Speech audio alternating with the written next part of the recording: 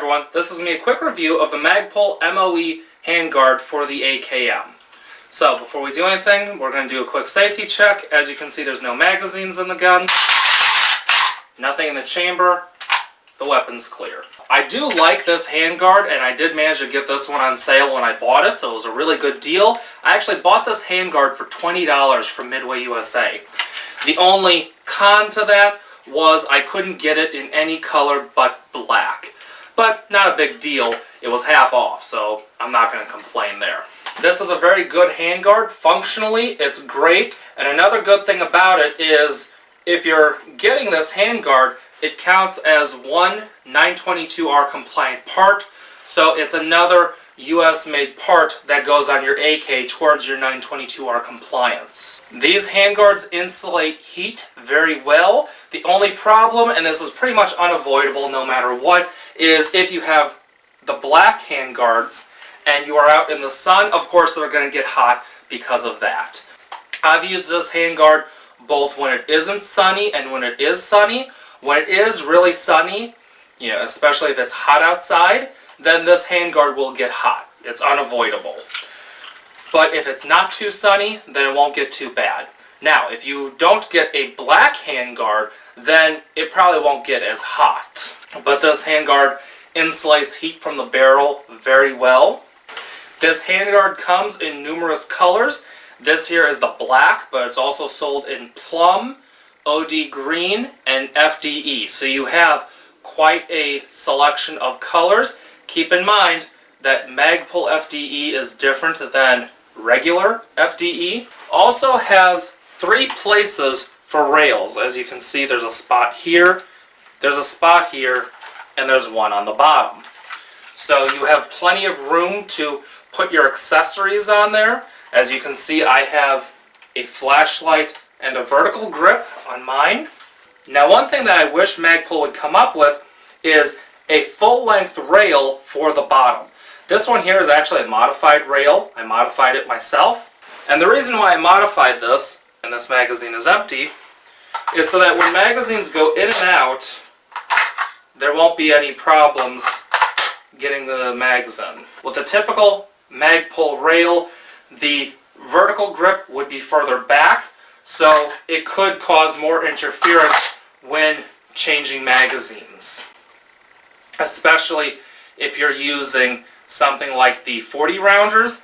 These are 30 rounders, and as you can see, there's plenty of room when doing magazine changes. Now, another thing that was a con for me about this handguard is if you're not going to have a vertical grip on here and you just want to use the handguard, this can get slick. So as you can see, I stippled mine, and I stippled my vertical grip. So with this setup like this, if I want, I can take the vertical grip off and put a full-length rail cover. I will still have plenty of grip. I have my vertical grip, and I chopped this one here and stippled it, so it's plenty grippy. I can use it like this if I want, or I can put my hand around it like this if I want, depending on what I'm doing. Now, onto the cons about this handguard. One con is I wish Magpul would make rails this long that would go here on the bottom, or maybe even longer, maybe all the way to the edge there, and maybe this one go all the way back here. It would really be up to them, but that would be nice, so you have more mounting options on the bottom. Although, you could probably also run a Magpul AFG, the angled forward grips, or other various angled forward grips, and it wouldn't be a problem. Another thing is that there's a little bit of a clearance issue right here. This here is the lever for removing the gas tube, and when using the cleaning kit to get this lever turned, this part of the handguard can actually interfere in that. It's not a big deal. You can modify this a little bit by filing or drummeling on the handguard. If it bothers you that much, I haven't even done anything with mine, so it doesn't bother me. But if it does bother you, you can probably modify that right there.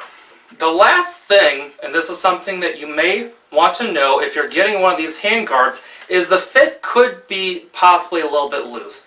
On mine, it is a little bit loose, but it's not so loose that it's rattling all over the place. I have not modified the inside of this handguard at all. This I took straight out of the box and put it on this gun, and this is a Wasser 10. And you'll notice the handguard is moving this way.